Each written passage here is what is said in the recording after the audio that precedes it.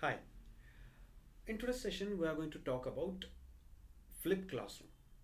आज के लेक्चर में फ्लिप क्लासरूम के जब बारे में बात कर रहे हैं तो बस इस लेक्चर में we are going to introduce to the flip classroom. तो मैंने इस सेशन का नाम दिया है winds of change because the change is very much needed. That's why we are going for the flip classroom. Flip classroom के लिए जाना क्यों ज़रूरी है? Because the system of the education, the pedagogical methods has to be changed. तो उसके बारे में बात करते हैं. ये लेफ्ट साइड में जो आपको दिख रहा है that is basically the car which is used in the 1920s. और ये राइट साइड में जो है most general car in now days. The design and everything has change a lot. ये लेफ्ट साइड में जो आप देख रहे हो वो कंप्यूटिंग सिस्टम है. कंप्यूटिंग सिस्टम बहुत सालों से यानी 19s में हम यूज करते थे. ये जो है रिसेंट में है. राइट साइड में जो है वो रिसेंट में दी हुई कंप्यूटेशन सिस्टम है. यहां पे देखे जाए तो ये जो है लेफ्ट साइड में जो है आप वहां पे नीचे देख सकते हो कि वहां पे नीचे डेट दिया हुआ है 21 जून 1918. और ये 2018 का पिक्चर है. ये जो सामने आपको दिखाई दे रहा है 2018 का पिक्चर है. I don't think there is change much. यहां पे कुछ चेंज दिखाई नहीं देता है. Now this is the traditional classroom system we are right now having.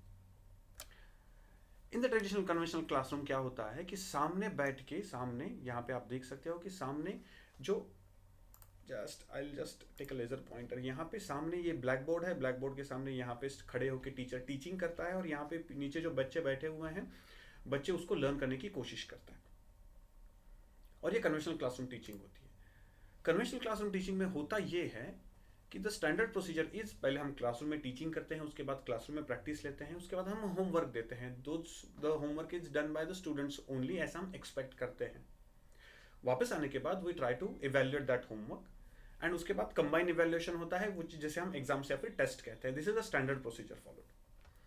अब ये जो स्टैंडर्ड प्रोसीजर है, इस स्टैंडर्ड प्रोसीजर में बेसिक हर्डल्स होते हैं. क्या होता है कि सबसे पहले हम कंसिडर करते हैं कि एक घंटे में, आधे घंटे में जो भी मेरा टाइमिंग होता है उसमें जो भी मैं पढ़ा रहा हूं वो सारे बच्चों को समझ रहा है. लेकिन every student has different pace of learning. हर एक स्टूडेंट का लर्न होने का कुछ अलग अलग पेस होता है, अलग अलग स्पीड होता है. दूसरा होता है अनफेयर प्रैक्टिस. यानी क्लासरूम में जो हम प्रैक्टिस होते हैं वो स्टैंडर्ड लेते हैं. जो अगर अच्छा बच्चा कर रहा है तो उसके लिए शायद लो लेवल की प्रैक्टिस होगी. वो जो एकदम खराब कर रहा है बच्चा उसके लिए हाई लेवल की प्रैक्टिस है. बिकॉज दोनों का लर्निंग पेस अलग है. उन दोनों को कितना समझा है वी डोंट नो. और तीसरा होता है अब्सेंटिज्म का प्रॉब्लम. अब्सेंटिज्म का प्रॉब्लम यानी क्या होता है कि बच्चे कभी कभी अब्सेंट रह जाते हैं. तो जब कभी भी वो वापस आते हैं तो दे फील लाइक कि अरे सारे बच्चे आगे चले गए, मुझे तो पता ही नहीं कि क्या हुआ था. सो ये जो बेसिक और बहुत सारी चीजें होती है. मैंने ये बस सॉर्ट आउट करके 3 निकाले हुए हैं. तो ये बेसिक हर्डल्स होते हैं when we are going for the conventional traditional classroom. अब इसके कॉन्सिक्वेंसेस क्या होते हैं? नॉट जस्ट अबाउट कि हाँ ये बच्चे जो होते हैं वो स्ट्रगल करते हैं, ये तो सही है. लेकिन उसके कॉन्सिक्वेंसेस क्या होते हैं कि उनके नॉलेज में गैप्स आना शुरू हो जाते हैं इसकी वजह से कि कुछ चीज़ें समझी नहीं या फिर अपसेंटी की वजह से उसको पता ही नहीं कि क्या हुआ था. तो उसके नॉलेज बेस जो होता है उसका उसमें गैप्स आना शुरू हो जाता है. स्लोली स्लोली जो बच्चा होता है ना वो उस पर्टिकुलर सब्जेक्ट से, उस पर्टिकुलर टॉपिक से दूर दूर जाना शुरू हो जाता है, जो हम सब लोगों ने देखा है. ठीक है. हम उस बच्चे का जो इवेल्युएशन करते हैं तो वो इवेल्युएशन उसको जो समझा है वो कितना समझा है इस पे नहीं करते हैं. We take the generalize standard systems और उन स्टैंडर्ड सिस्टम्स पे डिपेंडेंट हम उनका इवेल्युएशन करते हैं which I consider is a false evaluation. उसकी वजह से क्या होता है कि आप देख सकते हो कि बचपन में क्या होता है, बच्चों के अच्छे मार्क्स आना शुरू हो जाते हैं. स्लोली स्लोली उनके मार्क्स कम होना शुरू हो जाता है. रीजन ये सारी चीजें. उनका जो एनालिटिकल स्किल होता है कि जो चीजें पढ़ते हैं वो लोग, वो डायरेक्टली एक्सेप्ट करने का जो तरीका होता है वो बड़ा होकर नहीं चलता है. They have to analyse whatever they have receiving. वो जो एनालिटिकल स्किल्स होती है वो एनालिटिकल स्किल्स डिक्रीज होना शुरू हो जाती है because they are just accepting whatever the teacher has taught. उसके बाद डिफिशियंसी इन प्रॉब्लम सॉल्विंग. वो अचानक से हमें पता है कि अगर अरे यार मैंने ट्रिक क्वेश्चन दे दिया और बच्चों ने नहीं किया. ये ट्रिक क्वेश्चन क्या होता है? Because they are not able to solve the problem. सामने प्रॉब्लम है और उसको कैसे अप्रोच करना है इसके बारे में ही पता नहीं की. Because they haven't practised for it. They are not taught to face the problems. उनको तो बस नॉलेज और इन्फॉर्मेशन दी गई है. टैकल कैसे करना है इसके बारे में तो किसी ने कभी पढ़ाया ही नहीं है. So these are the consequences we are going to happen. These are going to happen due to the conventional classroom system. Basically education, to be precise learning जो होता है, लर्निंग का ये जो होता है this is called as Bloom's taxonomy कहा जाता है इसको. Bloom's taxonomy. तो ब्लूम्स टैक्सोनॉमी में क्या होता है कि पहले रिमेंबर चीजें याद करने की कोशिश करो, उसके बाद अंडरस्टैंड करने की कोशिश करो, एनालाइज करने की कोशिश करो, अप्लाई, इवेल्युएट एंड क्रिएट, ये जो होता है ये ब्लूम्स टैक्सोनॉमी कहा जाता है। बेंजामिन ब्लूम नाम का एक आदमी था जिसने ये निकाला था कि हाँ the learning goes in this way. लेकिन आप देख सकते हो कि हमारा जो होता है हमारे यहाँ पे remember at the max understanding level तक ही जा पाता है ट्रेडिशनल एजुकेशन सिस्टम से। इसके आगे अनफॉर्चुनेटली हम टीचर बच्चों को ले जा नहीं सकते।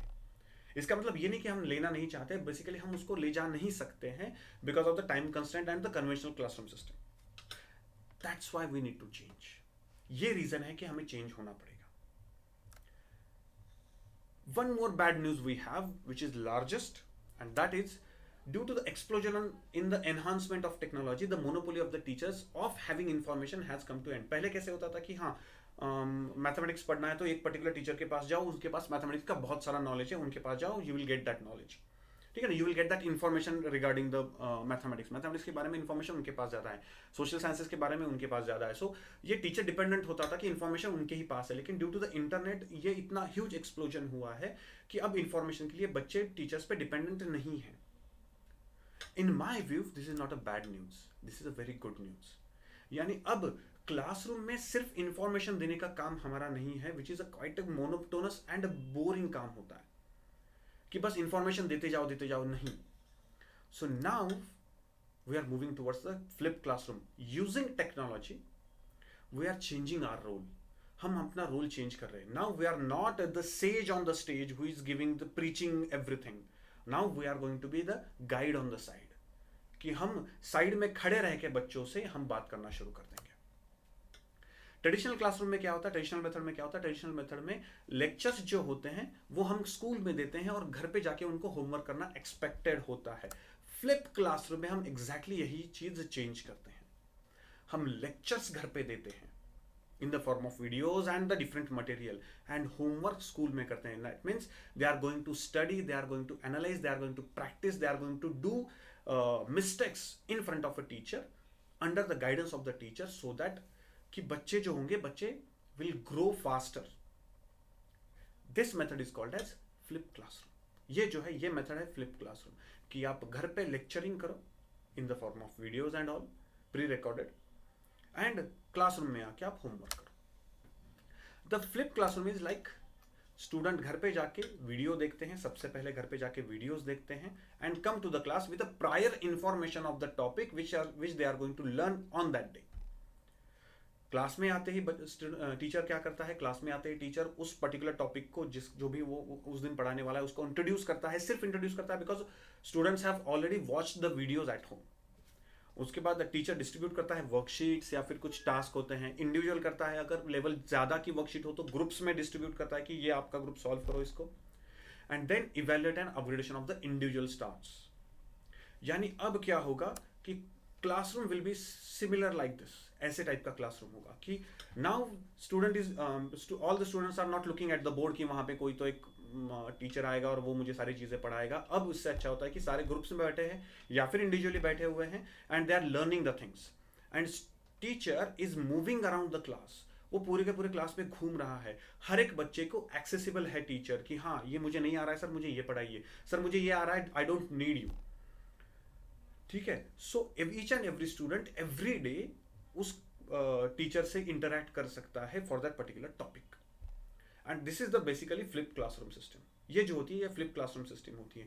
यानी अब क्लासरूम में टीचर को परफॉर्म नहीं करना है, ठीक है, टीचर को क्लासरूम में परफॉर्म नहीं करना है, performance has to be by the students. So the whole classroom becomes student oriented बन जाती है, and this is basically the efficient use of space and time, कि पूरा का पूरा स्पेस जो होता है, पूरा का पूरा टाइम जो होता है, it is completely dedicated to the students, और स्टूडेंट्स खुद की लर्निंग रिस्पॉन्सिबिलिटी लेना शुरू कर देते हैं, and teacher is helping them out.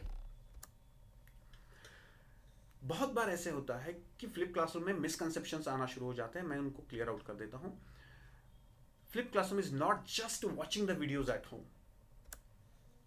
Flip classroom is not at all replacement of the teacher, कि हाँ ठीक है ना टीचर की जरूरत नहीं है, अभी हम ऑनलाइन ही पढ़ लेंगे, it is not at all. Rather teacher की रिस्पॉन्सिबिलिटी बहुत ज्यादा बढ़ जाती है।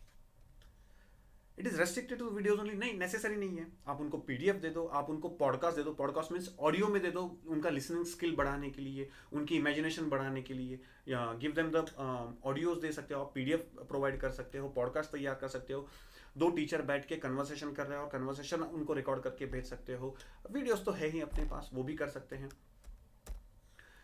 स्टूडेंट लर्निंग ओन लर्निंग वे, ठीक है ना, वो खुद पढ़ेंगे। अभी टीचर का कोई काम नहीं है, ऐसे नहीं है। Rather you are bringing them more up than the traditional classroom system. 100% solution of the current education, नहीं, बिल्कुल नहीं है, ठीक है। It is not at all necessary कि ईच एंड एवरी सब्जेक्ट का each and every topic can be flipped, नहीं, necessary नहीं है। You are the owner of your subject, आपको पता है कि कौन सी चीज़ें फ्लिप की जा सकती है, कौन सी नहीं की जा सकती है, कौन सी चीज़ें के लिए मैंने खुद क्लासरूम में खड़े रह के पढ़ाना चाहिए, कौन सी चीज़ें नहीं, यार चलो रिडंडेंट चीज़ें घर पे बैठ के बच्चे कर सकते हैं। So there are different ways. And teachers holiday की, हाँ, काम कर रहे हैं बच्चे, ठीक है ना, teacher does not have to do anything, ये नहीं है। This is not at all a flip classroom, ठीक है ना। एंड सबसे इंपॉर्टेंट पार्ट है कि इट इज नॉट ईजी, क्योंकि इसमें बहुत सारी चीजें होती हैं जो हम वर्कशॉप में बात करने ही वाले हैं, लेकिन इट इज नॉट ईजी, ये याद रखना। क्या क्या बेनिफिट्स हो सकते हैं फ्लिप क्लासरूम के, स्टूडेंट्स को क्या क्या बेनिफिट्स हो सकते हैं? एंगेजमेंट बढ़ जाता है उसका, बिकॉज उसको खुद को करना है तो उसका एंगेजमेंट ऑब्वियसली बढ़ जाता है। कोलैबोरेशन बढ़ जाता है कि हाँ, बच्चों एक साथ बैठ के पढ़ाई कर रहे हैं, ठीक है ना, ग्रुप स्टडी की टाइप कर रहे हैं, क्लासरूम में कर रहे हैं, under the observation of teacher कर रहे हैं, चैलेंजेस एक्सेप्ट कर रहे हैं कि हाँ चलो यार मेरी लेवल 1 की शीट हो गई, I go for the level 2, ठीक है ना, मेरी सबसे जल्दी हो गई, so I am taking the challenges than faster than the every other student. Control रहता है स्टूडेंट का, खुद का कंट्रोल रहता है कि हाँ उसकी स्पीड अगर ज्यादा है तो वो ज्यादा कर सकता है, कम है तो कम कर सकता है। It is not at all depend कि हाँ सारे लोग ऐसे करें तो मैं भी ऐसे ही करूँ, ठीक है ना। उसकी लर्निंग कंट्रोल खुद पे आ जाती है, पर्सनलाइजेशन हो जाता है कि हर एक टीचर के साथ उसका वन ऑन वन टॉक चल रहा है, ठीक है। एंड देन रिलेवेंस, उसका relevance to the particular topic बढ़ना शुरू हो जाता है। These are the visual benefits. Hidden benefits क्या क्या होते हैं? तो हिडन बेनिफिट्स स्टूडेंट्स के लिए कॉन्फिडेंस बढ़ना शुरू हो जाता है, बिकॉज उसको पता है कि वो क्या कर रहा है। एनालिटिकल एबिलिटी बढ़ जाती है क्योंकि उसको खुद को वहां पे टक्कर देनी है।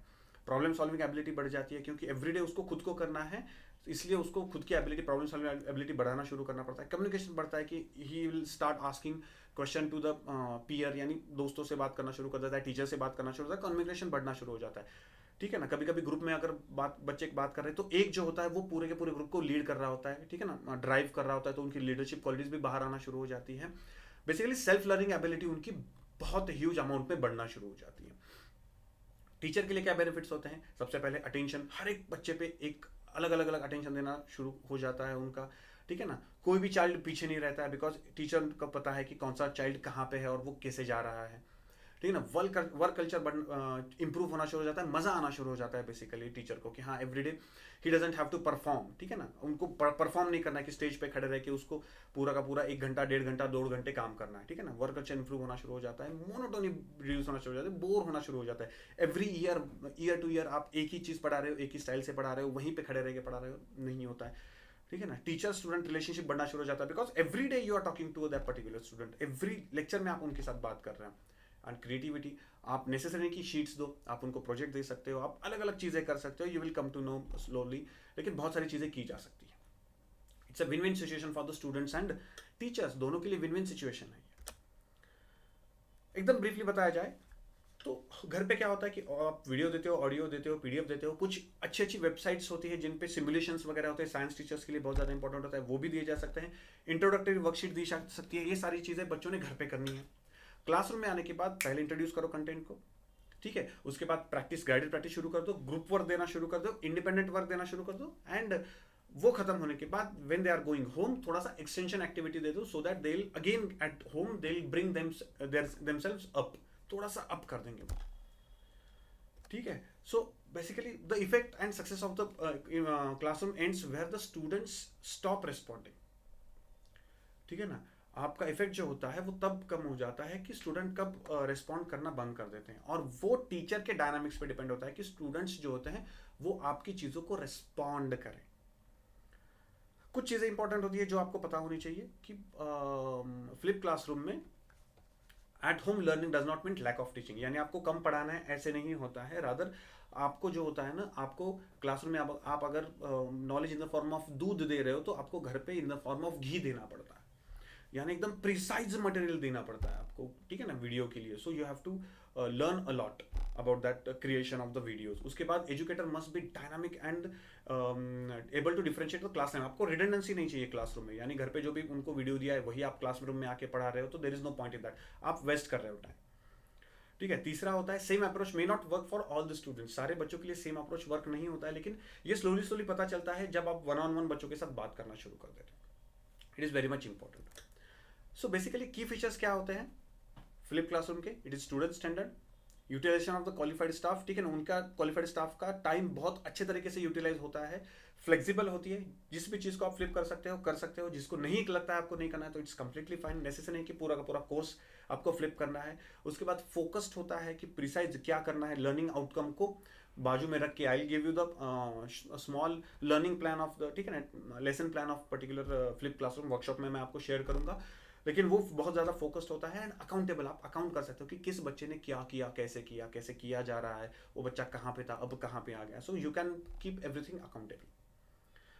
सो it's always better to try than never know and wonder.